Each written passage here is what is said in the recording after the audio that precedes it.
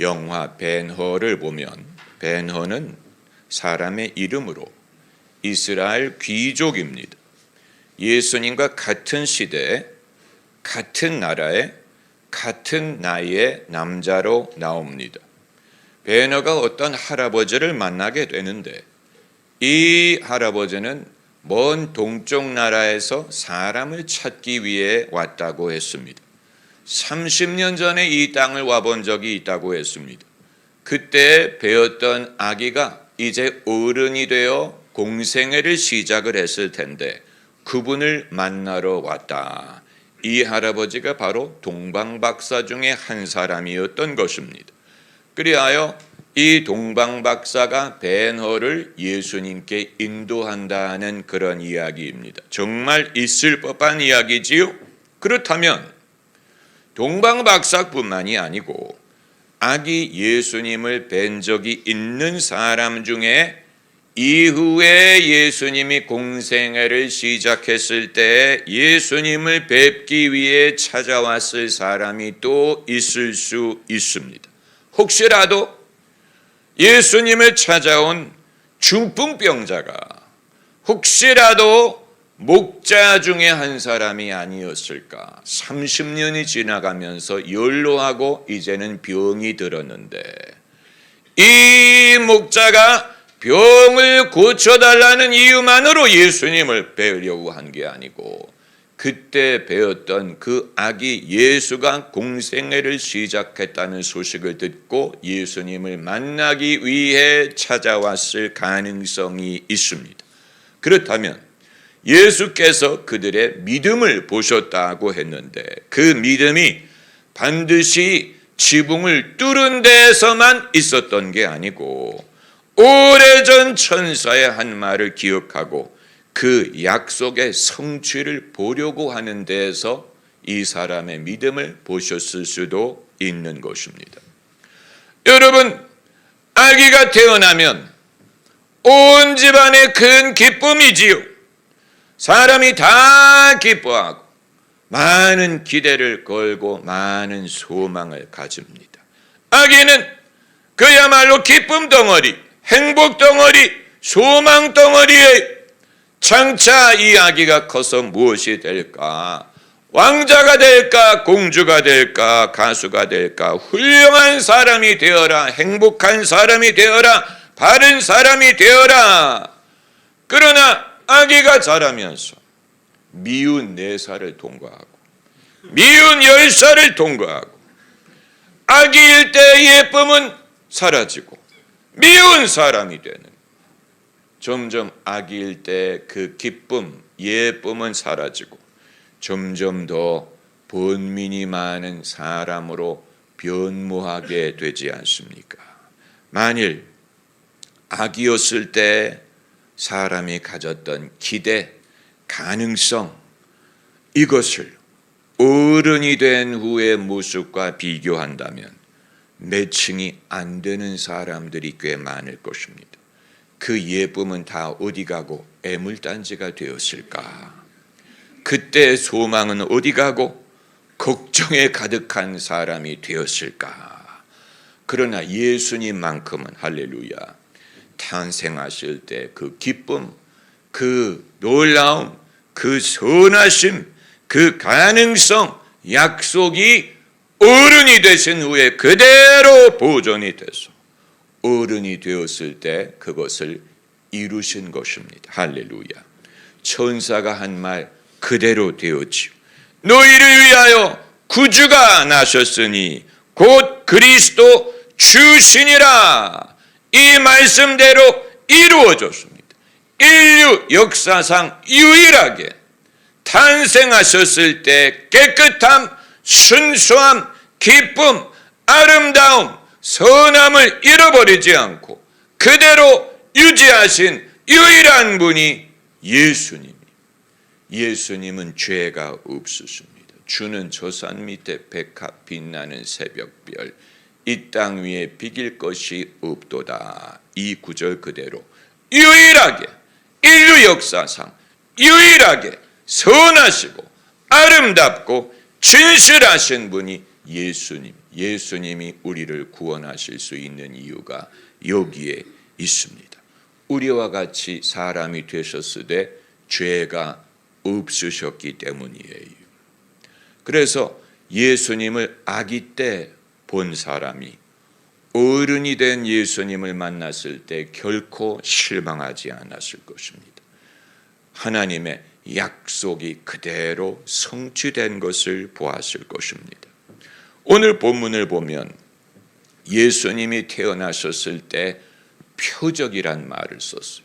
천사가 말하기를 뭐라고 말했습니까? 12절에 너희가 가서 강보에 쌓여 구유에 누인 아기를 보리니 이것이 너희에게 표적이 되리라. 표적이란 말을 했어요.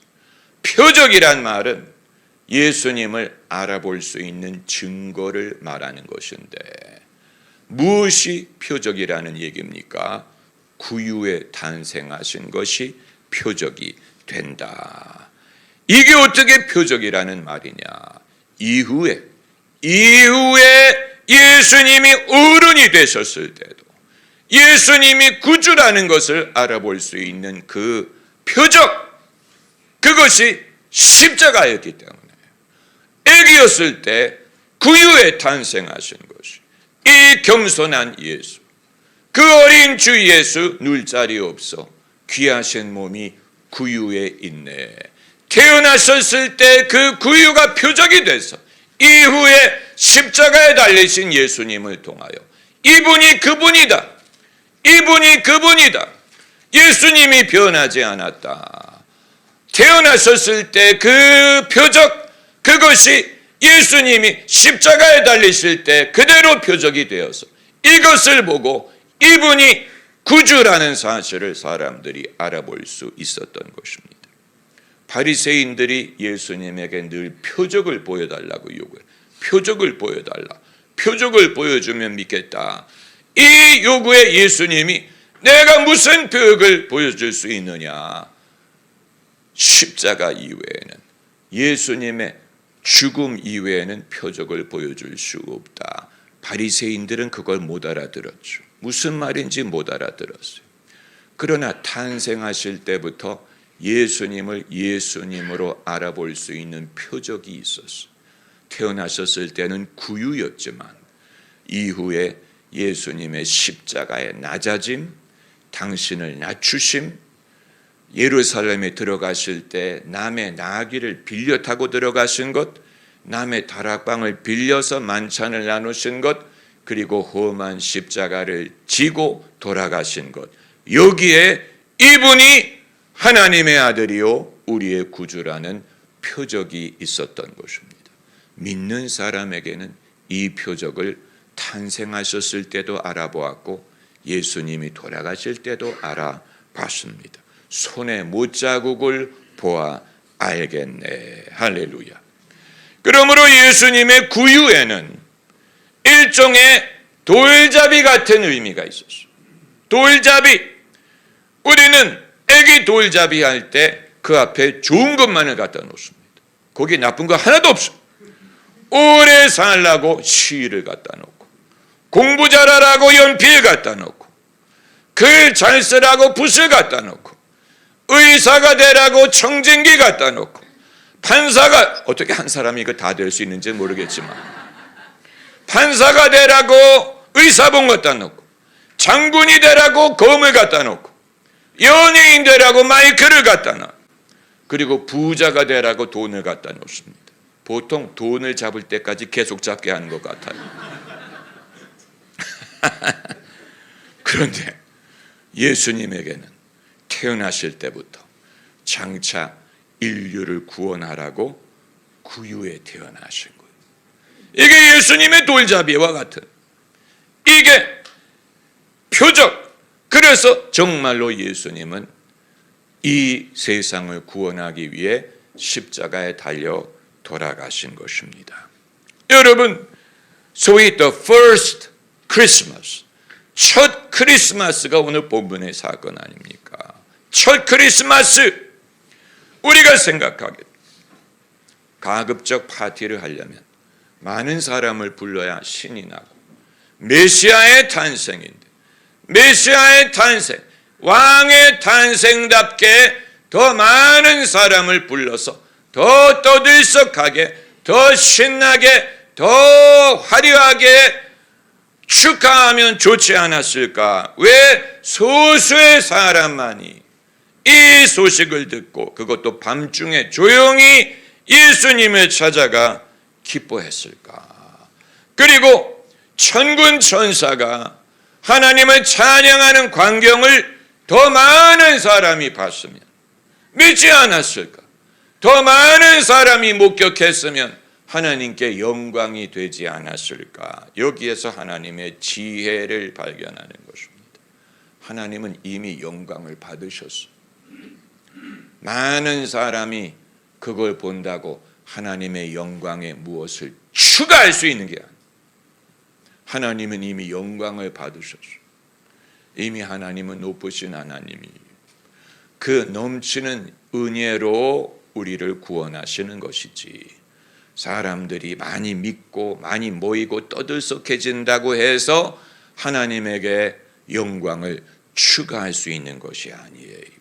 우리가 그 사실을 믿어야 됩니다. 오히려 사람의 숫자가 많아질수록, 더 많은 사람들이 모일수록 뭐가 많아지느냐? 오해가 많아지고 불신이 많아지고 소동하는 일만이 늘어납니다. 헤롯 왕이 예수님의 탄생 소식을 듣고 소동했다라고 한 것을 보면 반드시 숫자가 많아야 하나님께 영광이 되는 게 아니에요. 그 사람들이 똑같은 믿음으로 반응하리라는 보장이 없습니다. 그리고 오늘날 성탄절이 어떻게 변질된 것을 보면 예수님이 없는 성탄절이 되죠. 예수님이 없는 파티가 됐어요. 이제는 우리가 빨간색을 숭배합니다. 성탄절을 상징하는 색깔이 빨간색이기 때문에 빨간색이면 사람들이 성탄절이라고 생각을 합니다.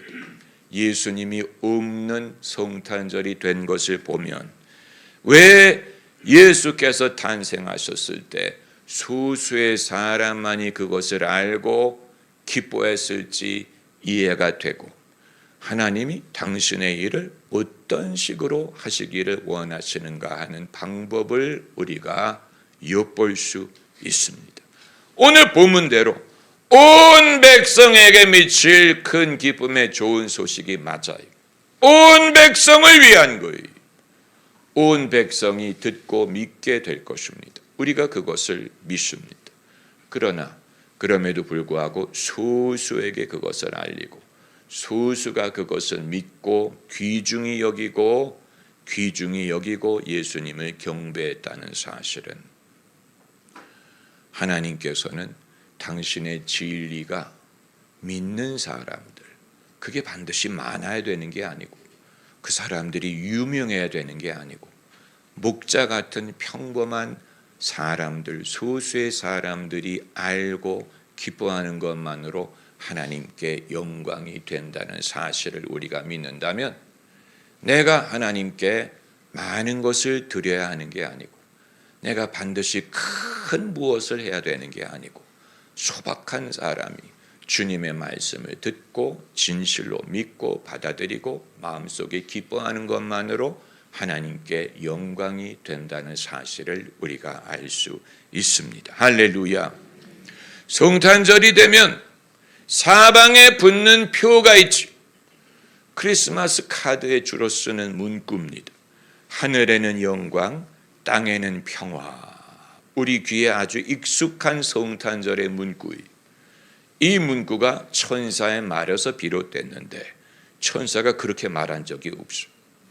천사가 그렇게 말하지 않아. 천사가 하늘에는 영광, 땅에는 평화라고 말하지 않고, 지극히 높은 곳에서는 하나님께 영광이요, 땅에서는 기뻐하심을 입은 사람들 중에 평화로다. 그냥 땅에서 평화라고 하지 않고 기뻐하심을 입은 사람들 중에 평화로다. 여러분, 우리는 하나님의 기뻐하심을 입은 사람이 되기를 원합니다. 할렐루야. 하나님의 기쁨이 우리에게 임하기를 바랍니다. 우리 자녀가 하나님의 기뻐하심을 입게 되기를 바랍니다. 그 사람들 중에 평화로다. 평화로다. 이 평화는 전쟁의 부재함의 평화라는 뜻보다는 관계상의 평화를 뜻하는 것입니다. 하나님과 평화한 것, 하나님과 화목한 것, 하나님과 반목하지 않고 하나님의 원수가 되지 않고 하나님으로부터 숨지 않고 하나님에게 삐지지 않고 하나님을 원망하지 않고 하나님을 기뻐하고 하나님과 가까운 사람, 그게 바로 하나님과 화목한 것입니다. 주님이 우리에게 주시는 평강, 가장 위대한 평강의 면모는 하나님과 평화한 것. We have peace with God. 하나님과 평화를 누리자. 이게 없으면 다른 평강이 불가능해요. 하나님과 화목해야 그 이외의 것이 가능합니다. 하나님과 화목하게 하기 위해 예수님이 우리 죄를 대신하여 십자가에 달려 돌아가셨어요. 예수님의 십자가의 공로에 힘입어 우리가 하나님과 화목할 수 있는 거예요. 하나님과 우리 사이에 더 이상 담이 없고 더 이상 죄가 가로막지 않고 우리의 기도에 하나님이 귀를 돌리시지 않고 우리의 예배에 하나님이 얼굴을 돌리지 않고 우리의 기도를 들으시고 우리의 예배를 받으시고 우리가 다가가면 맞아주시는, 그게 하나님과 화목한 거예요. 하나님과 화목한, 이건 예수 그리스도께서 이루신 것입니다. 너희는 마음을 다하여 힘을 다하여 주 너희 하나님을 사랑하라. 이것이 첫 번째요 가장 큰 계명이라. 하나님과 화목한 것, 이것을 위해 십자가에 달려 돌아가신 것이고, 그리고 그 다음에 형제와 화목한, 이웃과 화목한 것. 하나님과 화목한 후에, 죄사함을 받은 후에 이제는 내게 죄 지은 자를 내가 사하여 줌과 같이 서로의 섭섭한 반목, 서로의 멀어짐, 이것을 할렐루야 화해하고 용서하고 화평을 누릴 수 있고, 그리고 그 다음에는 내 안에 평강을 말하는 것입니다. 내 안에 평강. 여러분, 현대인들이 이전보다도 잘 먹고 잘 살고 잘 입으나 마음의 평강을 누리는지는 알 수 없어요. 사람들마다 평강을 얻기 위해 별의별 방법을 동원하기 때문에 얼마나 많은 약물을 먹습니까? 마음의 평강을 얻기 위해 평강을 마음에 누린다는 것은 어떤 것으로도 보장할 수 없는 것인데, 기뻐하심을 입은 자들에게 평화로다. 평화로다. 어디에서 내려옵니까? 하늘 위에서 내려오네. 그 사랑의 물결이 영원토록 내 영혼을 덮으소서. 할렐루야. 이것은 술을 마셔서 얻을 수 있는 게 아니고 뭐를 얻어서 얻을 수 있는 것이 아니고 하늘 위에서 내려온 하나님의 평강, 모든 지각에 뛰어난 하나님의 평강이 그리스도 예수 안에서 너의 마음과 생각을 지키시리라. 이것이 참 평화예요. 캐내어 가져갈 자 그 누구랴? 안심일세. 할렐루야. 이 평화를 우리가 얻기를 바라는 것입니다. 할렐루야.